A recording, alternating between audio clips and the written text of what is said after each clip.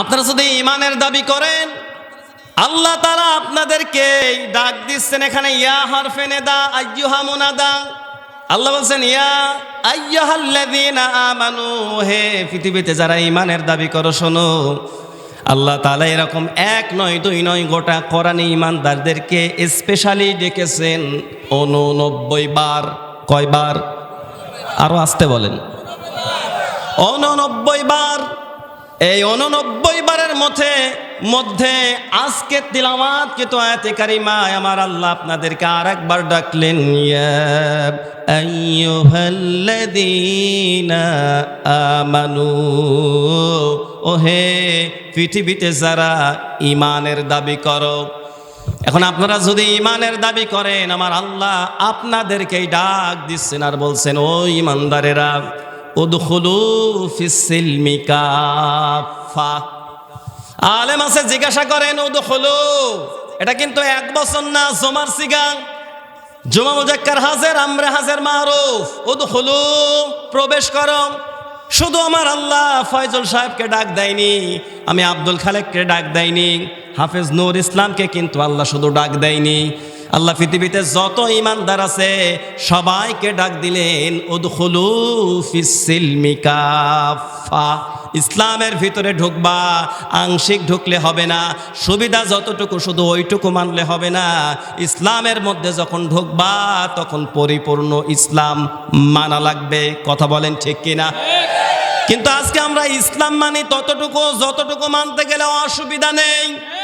ইসলাম মানে ওইটুকু, ওয়াজ ভালো লাগে ওইটুকু, যে ওয়াজের মধ্যে হুজুর বয়ান করে খাবার পরে মিষ্টি খাওয়া সুন্নত। কে? খাওয়ার পরে মিষ্টি খাওয়া যেমন সুন্নত, খাওয়ার পরে প্লেট চেটে খাওয়া যেমন সুন্নত, আল্লাহর দিন আল্লাহর জমিনে কায়েমের জন্যে, কোরআন আর হাদিসের জন্যে, আলেমদের পক্ষে অবস্থান নেওয়ার জন্যে মারি খাওয়া, জেল খাটাও সুন্নাত।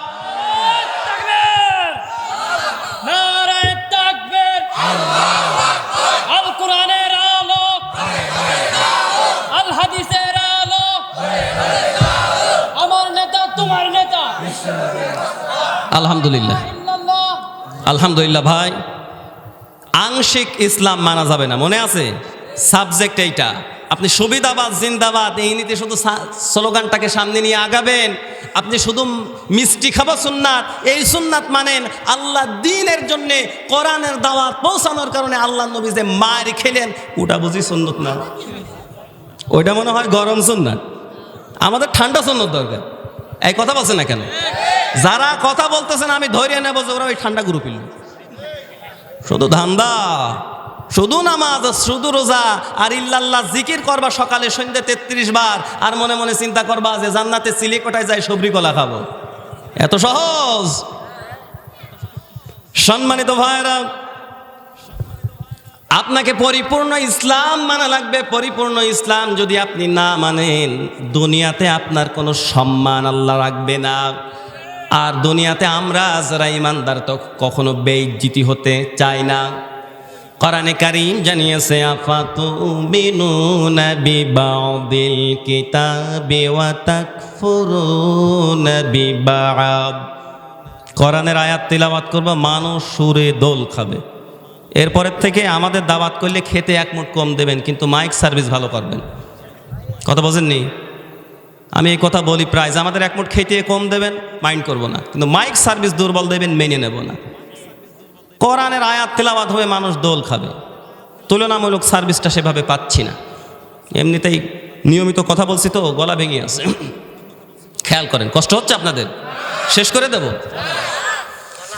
আল্লাহ রাব্বুল আলামিন বলেন আফাতুমিনুনা বিবাদিল কিতাবি ওয়া তাকফুরুনা বিবাদ فما جزاء من يفعل ذلك منكم إلا خزي في الحياة الدنيا ويوم القيامة يردون إلى أشد العذاب وما الله بغافل عما تعملون। কোরআনে কারীমের সূরা বাকারা প্রথম নাম্বার পারা 12 নাম্বার পৃষ্ঠার 6 নাম্বার লাইনের 85 নাম্বার আয়াতের মাঝের অংশে আছে, তাফসিরে ফি জিলালিল কোরআনে আছে, তাফসিরে কাবিরের মধ্যে পাবেন। আল্লামা ইমাম ফখরুদ্দিন রাজি রহমাতুল্লাহ আলাইহি আয়াতের ব্যাখ্যা করতে যায় বলেন, আল্লাহ পাকের ঘোষণা, আল্লাহ পাক বলেন, আফাতুমিনুনা বিবাদিল কিতাবি ওয়া তাকফুরুনা বিবাদ। আমার কোরআনের কিছু অংশ মানবা, কিছু অংশ মানবা না। প্লেট চেটে খাওয়া সুন্নাত এইটা মানবা, মিষ্টি খাওয়া সুন্নাত এইটা মানবা, মার খাওয়া জেল খাটাও দিনের জন্য সুন্নাত মানবা না। আল্লাহ পাক বলছেন এইটা হবে না। কে বলছেন? ওয়া তাকফুরুনা বিবাদ, কিছু অংশ অস্বীকার করবা, মানবা না, হবে না। যদি এই সুবিধাবাদ নীতিকে অনুসরণ করো, فَمَا جَزَاءُ مَن يَفْعَلْ ذَلِكَ مِنكُمْ إِلَّا خِزْيٌ فِي الْحَيَاةِ الدُّنْيَا وَيَوْمَ الْقِيَامَةِ يُرَدُّونَ إِلَى أَشَدِّ الْعَذَابِ। সূরা বলেন আল্লাহু আকবার। আল্লাহ বলছেন এই সুবিধাবাদ জিন্দাবাদ, এই নীতি যারা গ্রহণ করবে তাদের জন্য আমি দুইটা আযাব রেখেছি, দুইটা শাস্তি রেখেছি, একটা দুনিয়াতে আর একটা আখিরাতে। বলবো নাকি? আল্লাহ তাআলা বলছেন সুবিধাবাদ জিন্দাবাদ নিয়ে দুনিয়াতে যারা ইসলাম মানবে, শুধু লাভ যেখানেও সেখানে আছে, যেখানে গেলেই একটু ঝামেলা হয় সেখানেও নেই। আল্লাহ বলছেন এই সুবিধাবাদ নীতিতে যারা ইসলাম মানবে, ফামা জাযাউ মান ইয়াফআল যালিকা মিনকুম ইল্লা খিজুম ফিল হায়াতিদ দুনিয়া। দুনিয়ায় এই লোকটা পদে পদে লাঞ্ছিত হবে। সূরা বলেন নাউযুবিল্লাহ। ওর টাকা থাকবে, পয়সা থাকবে, কিন্তু এলাকায় সম্মান থাকবে না। এই বক্তব্য কার? শুধু এতটুকু না, ওয়া ইয়াউমাল কিয়ামাতি ইউরাদ্দুনা ইলা আশাদ্দিল আযাব। আর আমি আল্লাহ কিয়ামতের দিন এই লোকটাকে কঠিন আযাব দিয়ে পাকড়াও করব, আযাবের দিকে ধাবিত করব। সূরা বলেন নাউযুবিল্লাহ। আমার ভাইরা, আমাদের এত শক্তি নেই যে আমার আল্লাহর আযাব আমরা সহ্য করতে পারবো। আমার ভাইরা, তাহলে আমাদের দায়িত্ব একটাই, সামিউনা ওয়া আতানা। শোনার পরে আমাদেরকে মেনে নেওয়া লাগবে। আবু জেহেলের মতো কোরআন শুনলে হবে না। আজকে আমি আমার গবেষণায় দেখেছি, আজকে আমরা যারা কোরআন শুনি অধিকাংশ ক্ষেত্রে আমরা আলোচনা শুনি আবু জেহেলের মতো। এখন অনেকে বলবে, হুজুর এটা আপনি কি বললেন? হ্যাঁ, আমি তো একটু দূরের থেকে এসেছি আপনাদেরকে কোরআন শোনানোর জন্যে, আর আল্লাহর নবীর কণ্ঠে কোরআন শোনার জন্যে। আবু জেহেল নবীর ঘরের কাছে কান লাগাতো। কি শুনছেন না এই কথা? আবু জেহেল বক্তার বাড়িতে যেত কোরআন শুনতে, আর এখন বক্তা এসেছে আপনার বাড়ির কাছে কোরআন শোনাতে। কোরআন শোনাতে এসেছি আমি। আর কোরআনের ঘর বিরোধী যে আবু জেহেল ছিল, সে বক্তার বাড়িতে যায় কান লাগাতো, কোরআন শুনতে বক্তার বাড়িতে যেত। এবার আপনারাই বলেন তো, কোরআন শুনতে বক্তার বাড়িতে যেত, এই দিক বিবেচনায় কোরআন শোনার প্রতি মানসিকতা, ভালোবাসা, কোরআন শোনার প্রতি আগ্রহ আপনাদের থেকে আবু জেহেলের কি কম ছিল? না, বেশি ছিল। কিন্তু পার্থক্যটা কোন জায়গায়? পার্থক্য হচ্ছে আল্লাহ নবীর কণ্ঠে কোরআন শুনতো, খুব মজা নিত। কোরআন শুনতে ভালো লাগবে, এইটাই স্বাভাবিক। কোরআন শুনতেছেন, ভালো লাগে না? লাগে না? যদি মুনাফিকের বাচ্চা হয় তাইলে ভালো লাগবে না। যদি আল্লাহর নবীর উম্মত আর আল্লাহর বান্দা হয়, কোরআন শুনলে তার ঈমান বাড়বে। এটা ঈমানের দাবি। আমার ভাইরা,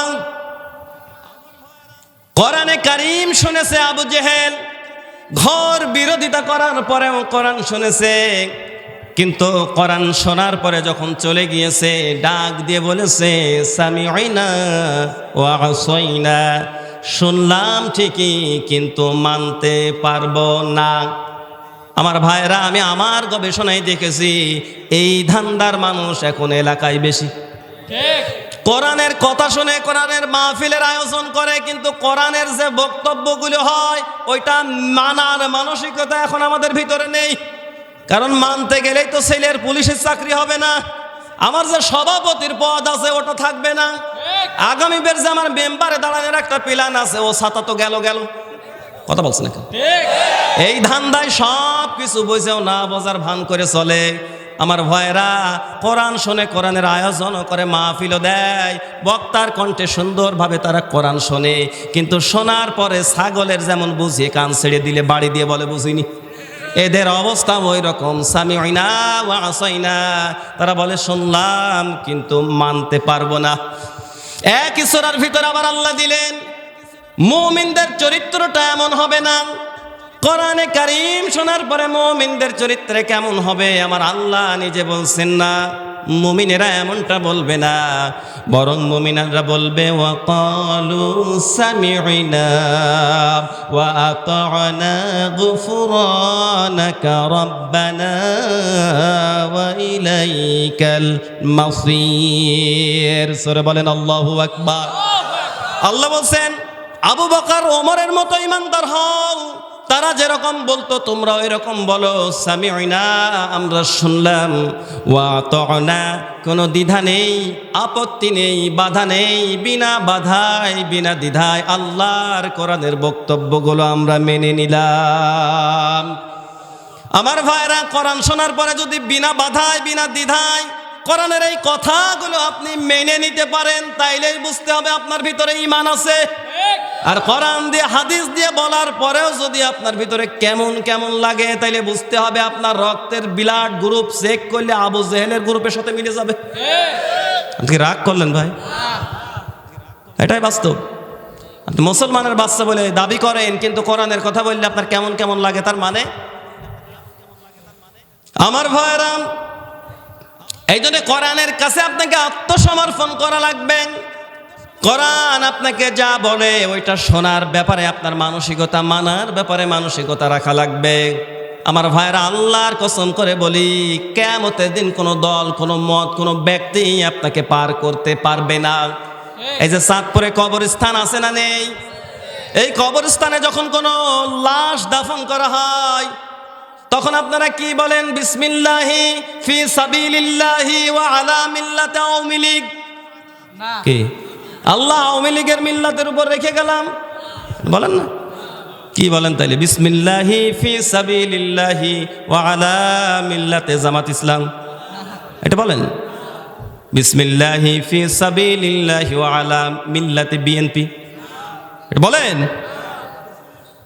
আমার ভাইরা, আমরা তো লাশ নামানোর সময় এই স্বীকৃতিটাই দিই, বিসমিল্লাহি ফি সাবিলিল্লাহি ওয়া আলা মিল্লাতি রাসূলিল্লাহ। কি শিক্ষা পেলেন ভাইরা? তার মানে কবরে যখন যাবেন, আওয়ামী লীগ বলেন, বিএনপি বলেন, জামাত বলেন, জাসদ বলেন, কোনোটাই আপনার পরিচয় না। আপনার প্রধান আর প্রথম পরিচয় হবে আপনি রসুলের দলের লোক কিনা। আপনি যদি রসুলের দলের লোক হন, ঠিক আছে। আর যদি রসুলের দলের লোক না হয়, আরো নবীর বিরুদ্ধে, কোরআনের বিরুদ্ধে অবস্থান নেন, আরও খাবাসিত সাথে দেওয়াই আছে। কথা বলছেন না? ফেরেশতাদেরকে জাহান্নাম থেকে আনা লাগবে না, ও তো দিয়ে দিয়েছে চাঁদপুরের লোকগুলো। আমার ভাইরা, এই জন্যে কোনো দল, কোনো মত আপনাকে পার করতে পারবেন না। সে যে দল হোক না কেন, নিরপেক্ষ মন নিয়ে আপনাকে কোরআনের মাহফিলে বসা লাগবে, শোনা লাগবে। তাইলে আল্লাহ চাইলে আপনাকে এই কোরআনের মাহফিল থেকে হেদায়েত দিয়ে দিলেও দিতে পারে।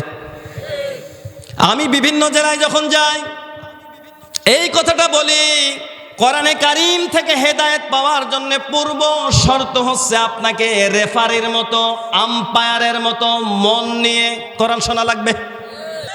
আমি মাঝে মাঝে চিন্তা করি, আল্লাহ, সমর্থকদের ভিতরে যদি এত গোতাগুতি হয়, যারা এই যে মাঠের মধ্যে নেমে খেলা করতেছে, ওই খেলা নিয়ন্ত্রণ করার জন্য যদি ওই রেফারি নামক লোকটা না থাকতো, ওরা তো মারামারি করে মার্ডার হয়ে যেত। আমার ভাইরা, এখন আমি আপনাদের কাছে প্রশ্ন করতে চাই, আকাশি কালারের জার্সি নিয়ে আর্জেন্টিনার 11টা প্লেয়ার তারা মাঠে নেমে গেল, হলুদ কালারের জার্সি নিয়ে 11টা প্লেয়ার তারা মাঠে নেমে গেল, ভিন্ন কালারের একটা জার্সি নিয়ে, মুখের মধ্যে একটা বাঁশি নিয়ে খেলাটা নিয়ন্ত্রণ করার জন্য মাঠের মধ্যে দৌড়াদৌড়ি করে। ওর নাম কি? সবাই বলেন, রেফারি। এখন প্রশ্ন হচ্ছে, রেফারি কোন দলের? আর্জেন্টিনা না ব্রাজিল? নিরপেক্ষ, তার মানে রেফারির চিন্তা আর্জেন্টিনাও আমার না, ব্রাজিলও আমার না, আমার দায়িত্ব সুন্দরভাবে খেলাটা পরিচালনা করার। যেই খেলার মধ্যে অন্যায় করবে, ফাউল করবে, তার বিরুদ্ধে বাঁশি বাজিয়ে দেওয়ার। আমার ভাইরা, আমি আমার গবেষণায় দেখেছি এই বাঁশি যারা বাজায় তারা জেলখানায়, আর এই বাঁশি যারা বাজায় না তারা ভালো হুজুর। আপনি যখন কোরআনের এই হক কথাগুলো চেপে যাবেন, ইহুদিরা খুশি হয়, নাসারারা খুশি হয়, সর্বোপরি বাংলাদেশের মুনাফিকরা বলে ভালো হুজুর, খুব ভালো হুজুর। আমার ভাইরা, আপনি আমাকে ভালো বললেন কি বললেন না এটা আমার যায়ও না আসেও না, যেহেতু ওয়ারাসাতুল আম্বিয়া হিসাবে আপনার সামনে আমি কোরআন নিয়ে বসেছি কথা শোনানোর জন্যে। আমার আল্লাহ কোরআনে যা বলেছেন একজন দায়ী হিসাবে আমাকে বলাই লাগবে। আর আপনি যদি হেদায়েতের বাণী নিয়ে বাড়ি যেতে চান, ফাফুজা ফাউসান আযীমা, কিয়ামতের দিন যদি জাহান্নাম থেকে বেঁচে আল্লাহর জান্নাত অর্জনের মাধ্যম দিয়ে মহা সফলতা অর্জন করতে চান, তাইলে আপনাকে আপত্তি বিপত্তি বাদ দিয়ে নিরপেক্ষ ওই রকম রেফারির মতো মন নিয়ে আপনাকে কোরআন শোনা লাগবে। কোরআনে কারীম জানিয়েছে, ওয়াইদা সামিউ মা উনজিলা ইলার রাসূলি তারা আ'য়ুনাহুম তাফিদু মিনাদ দাম'i মিম্মা আরাফু মিনাল হক ইয়াকুলুনা রাব্বানা আমান্না ফাকতুবনা মা'আশ শাহিদিন। কোরআনে কারীমের সূরা মায়েদা 7 নম্বর পারা 1 নম্বর পৃষ্ঠার 1 নম্বর লাইনের 83 নম্বর আয়াত। এটা কান খাড়া করেন। আল্লাহ পাক জানিয়েছেন পৃথিবীর মানুষেরা যখন কোরআন শুনবে তারা কেমন মন নিয়ে কোরআন শুনতে হবে। আয়াতের দিকে দৃষ্টি দিলে আপনি বুঝবেন। আল্লাহ বলছেন, হে নবী, ইযা সামিউ মা উনজিলা ইলার রাসূলি তারা আ'য়ুনাহুম তাফিদু মিনাদ দাম'i। আমি আপনার কাছে যে কোরআনটা দিলাম, এই কিতাব থেকে যখন আপনি তিলাওয়াত করবেন, ইযা সামিউ, যখন তারা আপনার এই কোরআনের কথাগুলো শুনবে, আপনার কণ্ঠ থেকে যখন তারা ওয়াজ শুনবে, আপনার কণ্ঠ থেকে যখন তারা আল্লাহর দিকে আহ্বানগুলো শুনবে, হে নবী, যারা ঈমানদার তারা তাদের জীবন চরিত্রের সঙ্গে কোরআনে কারিমের ওই বক্তব্যগুলো তারা মিলাবে। মিলিয়ে মিলিয়ে যখন দেখবে যে না, এখানে তো আল্লাহ ঘুষের বিরুদ্ধে বলেছে, সুদের বিরুদ্ধে বলেছে, বক্তা সুদের বিরুদ্ধে বলেছে, ঘুষের বিরুদ্ধে বলেছে, আমি তো ঘুষখোরের জম, তখন হুজুরের উপর রাগ করবে কি? রাগ করবে না। আল্লাহ বলছে না, ঈমানদার যদি হয় তাইলে সে রাগ করবে না, সেই বক্তব্যগুলো নিজের জীবন চরিত্রের সঙ্গে মিলাবে। মিলিয়ে যখন দেখবে, আহারে কোরআন আমাকে যেভাবে চলতে বলে আমি ওইভাবে চলতে পারি নাই, তখন ওই বক্তার উপরে রাগও করবে না, আলেমকে ছোট করেও দেখবে না। হে নবী, আপনি দেখবেন তারা আ'য়ুনাহুম তাফিদু মিনাদ দাম'i মিম্মা আরাফু মিনাল হক ইয়াকুলুনা রাব্বানা আমান্না ফাকতুবনা মা'আশ শাহিদিন। আল্লাহ তাআলা বলছেন ওই সময় তারা আফসোস করবে। হে নবী, আপনি লক্ষ্য করে দেখবেন আফসোসে তাদের দুই চোখ দিয়ে অঝরে পানি বেরোতে থাকবে।